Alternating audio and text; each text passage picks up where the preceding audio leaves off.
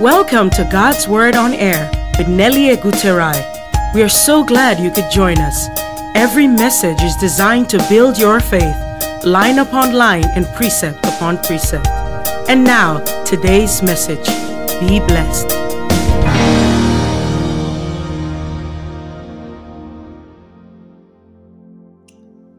Hello friends, this is God's Word on Air with Nelly Eguterai.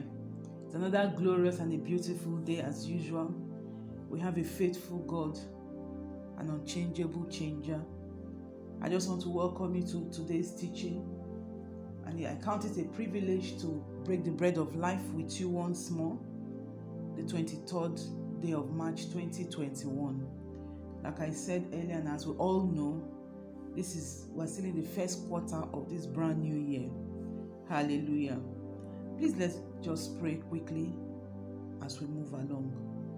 Father, in the name of Jesus, glorious God, mighty God, faithful God, we just want to say thank you for the privilege that you have given us to be called your own. We thank you for the privilege of life. We thank you for this opportunity you have given us once again to share and to break the bread of life. Thank you, Jehovah. As we go along, Holy Spirit, we ask that our eyes of understanding be open, our ears be open, and that you release a word that will set us on our feet to run this race of 2021. In Jesus' mighty name we have prayed. Amen and amen. Praise the Lord.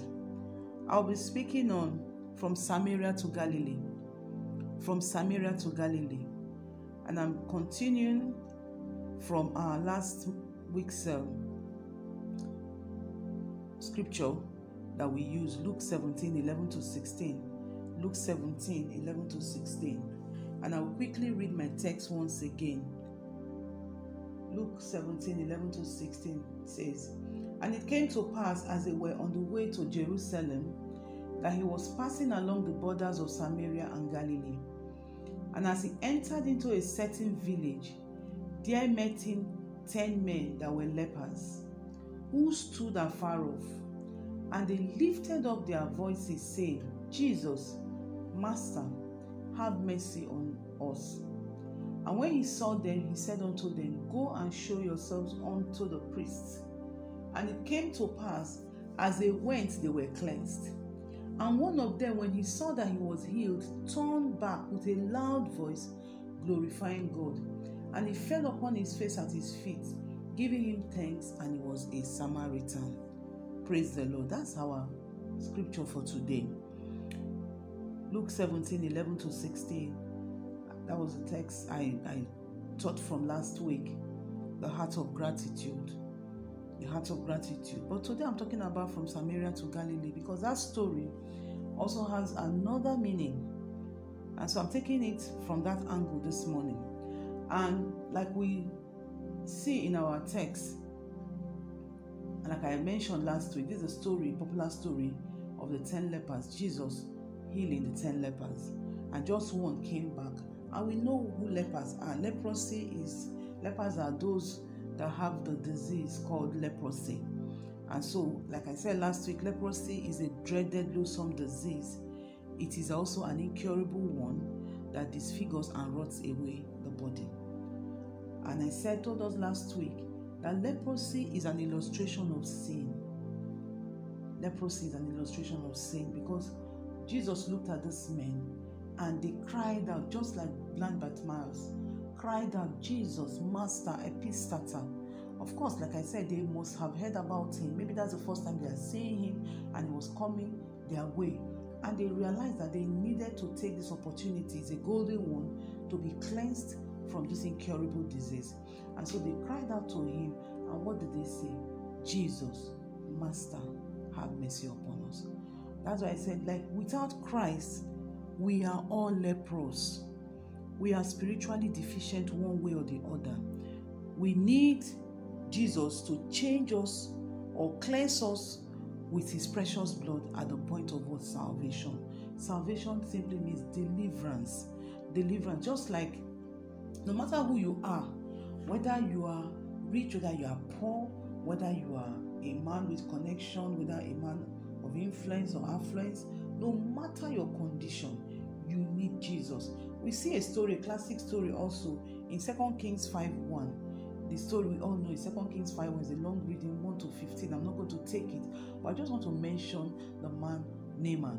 And the Bible tells us in 2 Kings 5:1 that now Naaman, captain of the host of the king of Israel, was a great man with his master and honorable, because by him God had given victory unto Syria. He was also a mighty man of what? Valor. But something was also said concerning him, and that is, but he was a leper. Praise the Lord. That word "but" is a conjunction. It simply joins these two, or all these attributes of Naaman we see here with the last phrase there, which is he was a leper. And so automatically in English, that word "but" negates everything that has been said about him. Yes, he was a great man, he was a man of valor, he was a captain, and he has been able to fight and win so many victories for Syria. But that condition of leprosy makes him undesirable, so to speak. Points to his spiritual deficiency. And so he needed to travel down to Samaria to meet the prophet, as at that point in time, to be cleansed. And when this happened, in verse 15, Naaman had to, he confessed something. He said, and Naaman returned to the man of God, he and all his company, and came and stood before him and said, behold, now I know that there is no God in all the earth, but in Israel. Now therefore I pray thee, take a present of thy servant. If Naaman, with all his attributes and all his influence and connection with the king and with power, could realize that without Christ he was nothing, because he needed to be cleansed. That the river he washed himself in is a symbol of the blood of Jesus that cleanses us from all unrighteousness. And so these lepers also understood this. And so when they cried out to Jesus, they were crying out of the depth of their hearts. They knew that they needed something beyond the physical, because I'm sure before they got to that state where they were now an outcast in the society, they had tried everything. Of course, leprosy does not just start in one day. It starts gradually. And so just the same way, sin doesn't start in one day. It starts gradually. So the moment we are outside of Christ, we are actually leprous.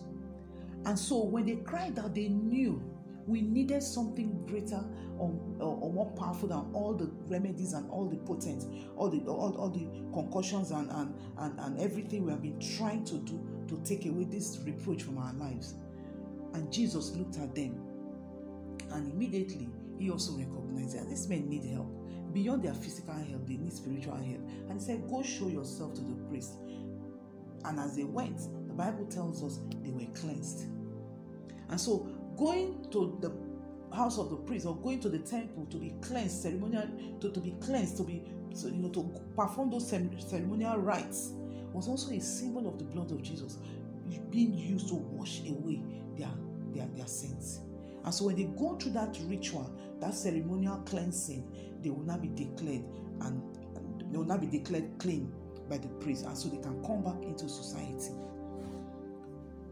So the story points to the fact that salvation is meant for all men. Without Christ, all men are what? Marginalized. We are sinners, outcasts, denied access from the kingdom of God because of our spiritual state. Salvation, like I said, is deliverance from sin and is what? Consequences brought about by the fall of man. And so the moment we don't realize that we need Christ, the moment we are separated from his kingdom, we are doing ourselves a disfavor, just as I always say. That's one in verse 13 we saw. They called out to him.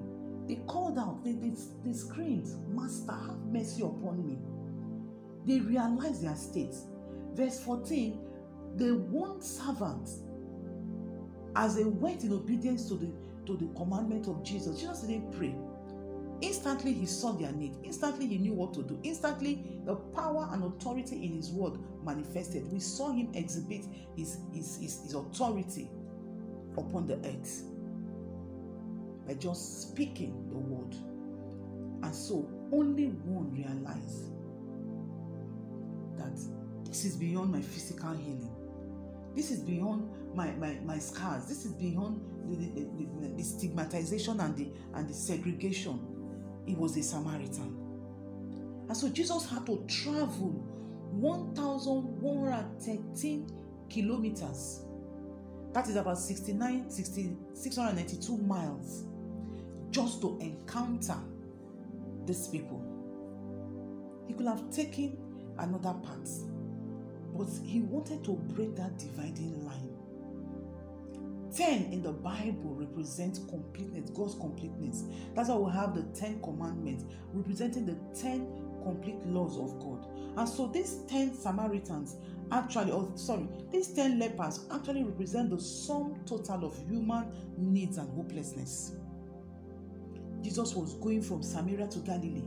He crossed a social boundary line by coming in contact with lepers. It's not done. He was not supposed to come in contact with them, but he wanted to prove a point. He wanted to show that nobody is beyond salvation. Nobody is beyond his love and his mercy and his reach. Nobody.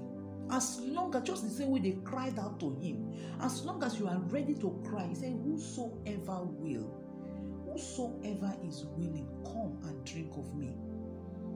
And so he exemplified that by breaking that social barrier, that boundary, and stopping. The Bible says as soon as they cried out to him, he stopped and looked at them and just uttered the word, go and show yourself to the priest. He breached the boundary line between who might be saved, between lepers or clean, between Samaritans or Jew. No one is beyond God's love and mercy. Just the same way we see this story in Matthew 15. We know the story of the Syrophoenician woman and her daughter. Even though Jesus told her in verse 24, we see that story in Matthew 15, 22 to 28. Jesus told her, he said, in verse 24, he said, but he answered and said, I was not sent but unto the lost sheep of what? Israel. But because she understood, she must have also tried everything to save her child. I'm sure that was the only child.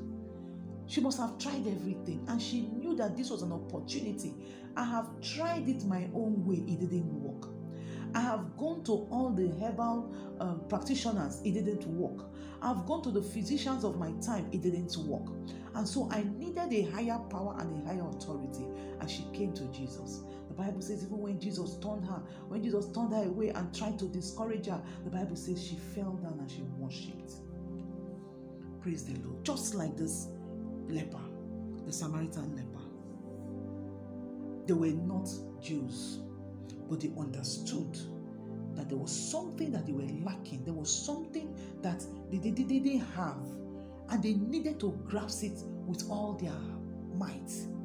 And they didn't allow the opportunity to pass them. Are you there? And you are hearing the word of God this morning. You've heard it countless of times. The salvation message calling you to come back to your first love, calling you to come back to that, to God that created you, that made the heavens and the earth, that made everything that you see and you enjoy. And you've hardened your heart. This is the time for you to turn back. This woman saw that she needed God. And the Bible tells us that she said she worshipped him. She fell on her face and worshipped him. And the same Jesus that told her in verse 24, I am not sent to you. You are an outcast. You are not part of this. You are not part of this inheritance first. Wait, your turn has not come. The same Jesus turned in verse 28, and Jesus answered and said unto her, O woman, great is thy faith. Be it done unto thee even as thou wilt. And her daughter was healed from that instant hour. Praise the Lord. Praise the Lord. So Jesus was exemplifying this teaching. He was ready to break every social barrier. He was ready to move every mountain just to reach one soul. And so he took that journey, 1,113 kilometers, to reach these lepers. And when he encountered them, he immediately ministered unto them the gospel of salvation. Because that's one that realized the gift of life. That one that realized the Samaritan in verse 14, in our anchor scripture, Luke 17, verse 14, that realized that something great had been done to him. The Bible says he turned back to Jesus and fell on his face and worshipped him, thanking and glorifying God, because he knew that beyond his scars, he has been healed spiritually. Any man can experience God's salvation. That is the message today. If only you are willing. Jesus traveled from Samaria to Galilee. He was invariably saying, there's only the kingdom of God in which salvation, which is deliverance, like I said, from destruction, is available to all men who calls out for him. If you call out unto him for mercy and you respond to God's call with thankfulness and praise, nothing is impossible with thee. He's ready to break that barrier. He's ready to bring you into the sheepfold. And so when he crossed that dividing line, that social dividing line, he was also saying, no man, whether you are a Jew, whether you are a Greek, whether you are a Gentile, whether you are white, whether you are black, whether you are tall, whether you are short, whether you are a rich man, a wealthy man, whether you are a poor man, that to him, that those things were what? Irrelevant. When we look at John 7, 37 to 38, now on that last day, the great day of the feast, Jesus stood and cried, saying, if any man thirst, let him come unto me and drink. He that believeth on me, as the scripture had said, from within him shall flow rivers of living water. What guarantees your salvation is a test for God. And he threw open the door. He says, if you thirst, if you desire this thing, say, seek ye first the kingdom of God and his righteousness, and every other thing shall be added. But what we do in our time now, in our present society, is we try to seek those things. Naaman was a great man. He also sought everything physical. He was a great man, a man of valor. He was a fighter. He had influence and affluence in Syria. But he was a leper. At the end of the day, without Christ, there's a but in our life. So when Jesus opens the door and says, if you thirst, come, that's an invitation for every man to come unto him. And so when we dishonor or when we turn away from this gift of life, we're doing ourselves a disservice. Because in Matthew 25, verse 41, 25 verse 41, the scripture tells us, it says, then shall he say also unto them on the left hand, Matthew 25, 41, then shall he say also unto them on the left hand and on the right hand, depart from me, you cursed, unto the eternal fire, which is prepared for the devil and his angels. I told us last week, hell was not meant for us. It was meant for Lucifer and his fallen angels. But the truth is that when we turn away from God, that is the destiny of any man that turns away from God. Praise the Lord. I pray that shall not be your portion in Jesus' name. That shall not be your portion in Jesus' name. And so when the Bible tells us, then shall he say unto them on the left hand, depart from me, ye cursed, into the eternal fire which is prepared for the devil and his angels. God was not mincing words here. The moment we turn away from him, the moment we don't accept the free gift of salvation, then we're doing ourselves a disservice. Because I told us, Mark 8:36 to 38, last week we read the scripture. He said, for what does it profit a man to gain the whole world and forfeit his soul? Naaman gained everything. Naaman was a great man. Naaman was a man of valor. Naaman was a reputable man. But the scripture tells us, but, 2 Kings 5:1, but he was a leper. So when, like this Bible verse is telling us now. For what does it profit a man to gain the whole world and forfeit his soul? For what should a man give in exchange for his life? For whosoever shall be ashamed of me and of my words in this adulterous and sinful generation, the Son of Man also shall be ashamed of him when he cometh in the glory of his Father with the holy angels. God forbid. God forbid. God shall not be ashamed of you. God shall not be ashamed of me. Because we will be found, our names shall be written in the book of life. Praise the Lord. The same way the 10 lepers, the same way that one leper, the grateful leper, former leper, so to speak, realize that if I don't take hold of this gift right now, then I am doing myself a disservice. The 10 of them saw Jesus walking past and they cried out. They didn't cry out to say, Lord Jesus, have mercy, heal us of our disease. Because I'm sure they have tried all manner of concussions. They've tried everything they could in their power, but they couldn't. They couldn't get their desired healing. But at that point, don't wait to get to that point of brokenness, because these men were broken. Like I said last week, you can just imagine their sights. They must have been raggedly looking, pitiable sights, even shameful, ashamed of their condition. These were men. Most probably they were married. Most probably they had children. They were men of influence. Most probably, we're not told. But because of their condition, they've been relegated to the background. And so for the Bible to these were Jews. We assume, like I said last week, we assume that they are Jews. The 9 of them were Jews because Jesus noted. He said, "Were 10 not cleansed? Where are the 9 others, except for the Samaritan?" So it was a stranger, the Samaritan, that he picked out. But because of their state of affliction, right now there was no segregation. Because in the normal world, in the real world, as at that time, the Samaritans and the Jews, they don't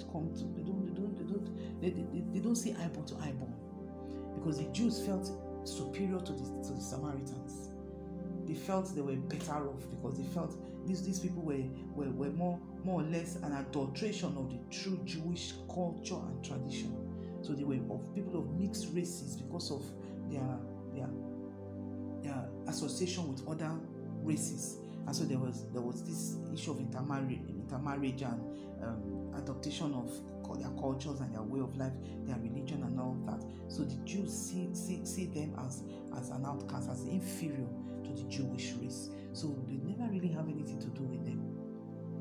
But because of the condition of affliction right now, the 9 other Jews didn't mind being with this Samaritan.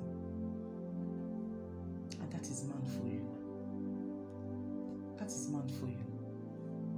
So the moment we are outside of Christ, we are actually an outcast.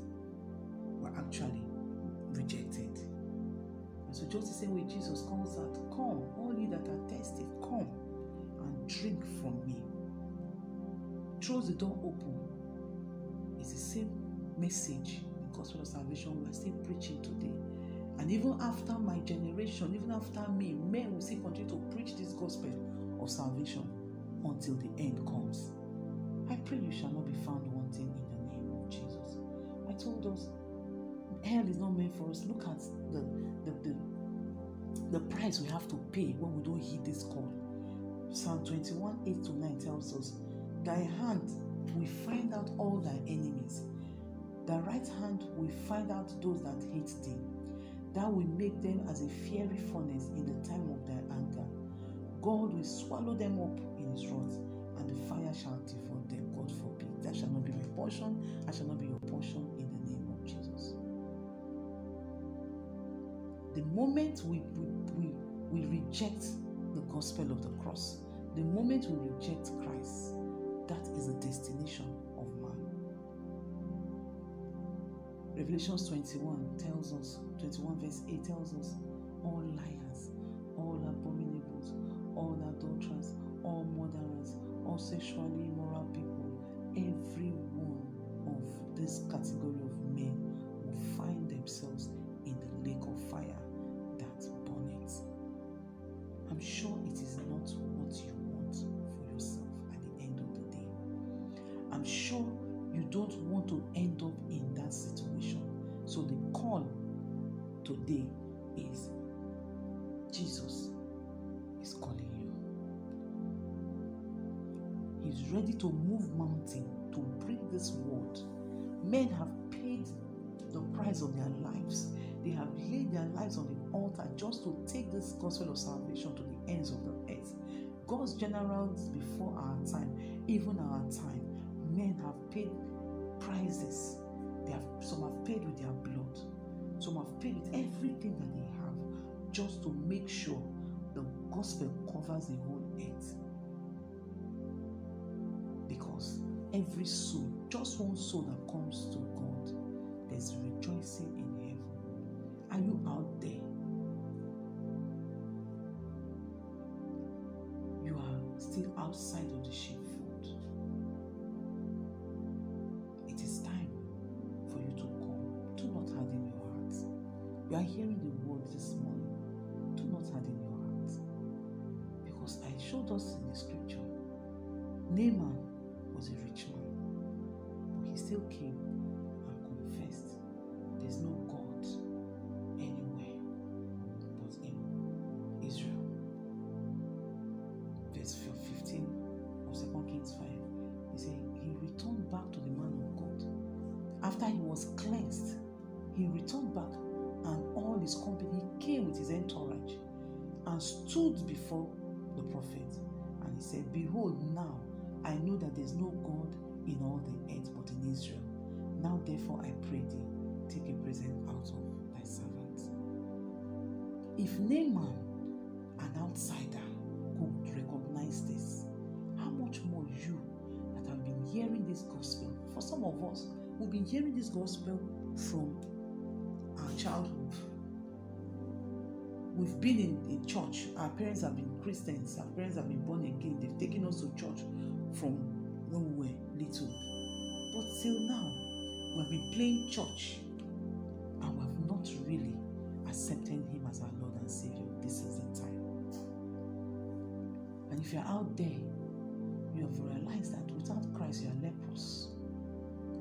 I want you to just bow down your heads and place your hands on your chest, and let us just pray.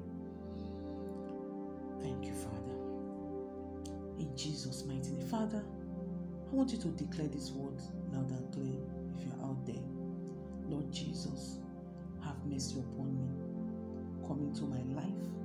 I've realized as I hear the word of God this hour that without you I'm leprous. Wash me clean with your blood. Forgive me. I'm sorry for every sin I've committed. Have mercy upon me. Forgive me my sin. And please write my name in the book of life. In Jesus' mighty name we pray. If you have said those prayers, I want to pray with you. And I want you to rejoice, because there's also rejoicing in heaven right now for just one soul. Jesus put a price. God put a price. So much was put upon the life of one soul. If He did not withhold His best gift, He did not withhold Jesus from us. He allowed Him to go to the cross because it was time for that free gift of salvation to be bettered upon the earth. If He didn't withhold that best gift, so you should know that you as a man, you as a woman, you as a girl, you as a boy listening to me right now, you are precious to Him. You are precious. He has loved you with an everlasting love. I want to pray with you. I want you to celebrate this gift of salvation. Father, in the name of Jesus, thank you for as many that have heard your word this morning and they've come to you, they've acknowledged you, acknowledged their sins before you, and they've asked for forgiveness. Lord, have mercy upon them in the name of Jesus. Father, thank you for washing them clean. Thank you for accepting them as your children. Thank you for adopting them into the kingdom of life, into your kingdom. Lord, I pray that every one of them, you will direct them, you will lead them to where they will be grounded, where they will be nurtured, and where they will grow, and in turn where they will feed others in the name of Jesus. I cover them with the blood of Jesus. Thank you, Father, for in Jesus' mighty name we have prayed. And like I say, I don't preach church, I preach Christ. Wherever you are that you have heard this message, wherever you are that you have given your life to Christ, please prayerfully locate the nearest church as led by the Holy Spirit, where you will be grounded, where you will be nurtured. Please go there and introduce yourself. Tell them you have heard the word of God and you have given your life to Christ. There's something we call believers class, where you will be taught the rudiment of this gospel and where your faith will be grounded. Praise the Lord. God bless you as you do so in the mighty name of Jesus. I want to pray generally for every one of us that have heard the word of God this morning. And you know, somewhere along the line, you have fallen out of faith. The door is still open. Just the same way Jesus said, chose open the door and says, come, if you are thirsty, come and drink. And out of your belly shall flow rivers of living water. John 7:37 to 38. If you know that you are falling out of grace, it is time for us to retrace our step. I want us to pray. Father, in the name of Jesus, thank you for everyone that has heard your word this morning. I pray, Father, Lord, for my brothers and sisters out there. Father, for those who, one way or the other, they've fallen out of grace. Oh, Father, we come back. Father, we come back to you this morning. And Lord, I ask for your hand of restoration, your hand of healing, your hand of restoration to be upon them in the name of Jesus. Father, strengthen them in this work. Strengthen them in this faith work. Lord, I pray that every one of us will finish well and will finish strong in the name of Jesus. We shall not be found wanting on that great day. In Jesus' mighty name, I pray. Amen and amen. Praise the Lord. I want to minister to this group of persons. There's someone out there, you might be more than one person, but as led by the Holy Spirit, there's someone out there, years ago, you experienced a terrible disappointment. And even up till now, when you remember that situation, when you remember the circumstances surrounding that issue, you still feel pained and hurt. You even still cry in your secret closet. I bring you words of comfort. I bring you words of comfort this morning. Jesus has seen those tears. And he says in his word, Matthew 11:28, he said, come unto me, all ye that labor and are heavy laden, I will give you rest. That is the word of God for you this morning. I want you to walk away. You have been in prison. Every time you think about that situation, your heart is as if there's a hot iron passing through your heart. You relive that moment over and over and over again. Today is your set time for deliverance. I want you to lay that burden, that yoke at the feet of Jesus this morning and take up his joy. Take up his joy. Take up his joy. In the name of Jesus, I release joy into you. I release the peace of God that surpasses all understanding into you. I break that stronghold of that pain. I break that stronghold of that disappointment.